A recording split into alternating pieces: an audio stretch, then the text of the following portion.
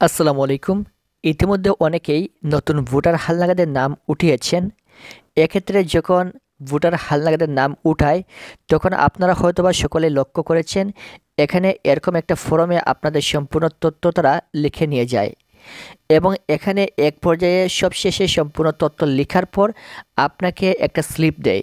এখানে নিচে দেখতে পাচ্ছি একটা স্লিপ রয়েছে, নিবন্ধন স্লিপ ফর্ম নম্বর 5। এই নিবন্ধন স্লিপটা তারা ছিঁড়ে আপনাকে দিয়ে দিবে, অর্থাৎ যেই ব্যক্তির ভোটার হালনাগাদে নতুন ভোটার হবে সেই ব্যক্তির সম্পূর্ণ তথ্য নেওয়ার পর এই স্লিপটা তাকে ছিঁড়ে দেওয়া হবে এবং যখন ছবি তোলা হবে তখন এই স্লিপটা সঙ্গে করে নিয়ে ছবি তুলতে যেতে হবে।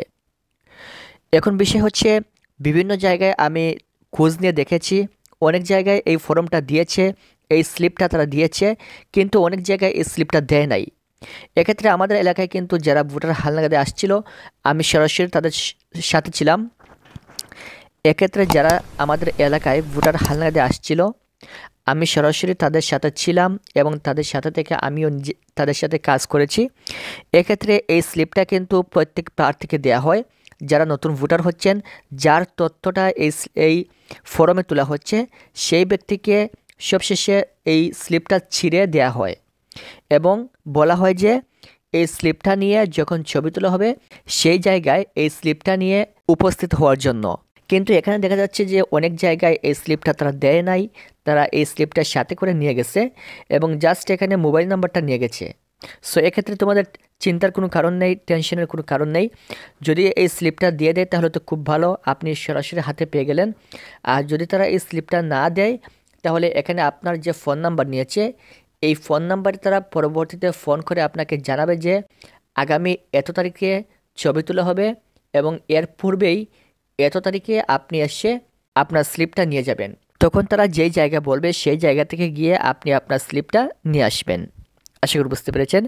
এই স্লিপে আপনার ভোটার এলাকার নম্বর দেওয়া থাকবে, ফর্ম নম্বর দেওয়া থাকবে, তারপর আপনার নাম দেওয়া থাকবে, নিবন্ধন কেন্দ্রের নাম দেওয়া থাকবে, তারপর এখান থেকে সম্পূর্ণ ডকুমেন্ট কিন্তু দেওয়া থাকবে আপনার। আপনি এই স্লিপটা পরবর্তীতে সাথে করে নিয়ে এনআইডি কার্ডের ছবি তোলার জন্য উপস্থিত হবেন। যারা গ্রাম অঞ্চলে রয়েছেন তাদেরকে হয়তো বা ইউনিয়ন পরিষদে যেতে হবে এবং যারা শহর এলাকায় রয়েছেন তাদের সিটি কর্পোরেশন কিংবা পৌরসভায় যেতে হবে, গিয়ে এই ছবিটা তুলতে হবে।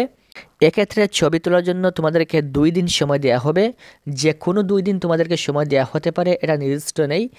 বিভিন্ন এলাকায় বিভিন্ন সময় দেয় তারা, যেহেতু এটা 5 ফেব্রুয়ারি থেকে 11 এপ্রিল পর্যন্ত চলবে। অনেক জায়গায় হয়তো বা ফেব্রুয়ারির ভিতরেই ছবি তুলবে, অনেক জায়গায় মার্চে ছবি তুলবে, অনেক জায়গায় এপ্রিলে ছবি তুলবে। এটা তাদের সুবিধা অনুযায়ী তারা নির্দিষ্ট যে কোনো 2 দিন তারা এনআইডি কার্ডের ছবি তুলবে। আশা করি বুঝতে পেরেছ। পরবর্তী ভোটার তালিকা হালনাগাদ সংক্রান্ত সকল আপডেট পাওয়ার জন্য চ্যানেলটি সাবস্ক্রাইব করে রাখবেন। ভিডিওটি সম্পূর্ণ দেখার জন্য অসংখ্য ধন্যবাদ।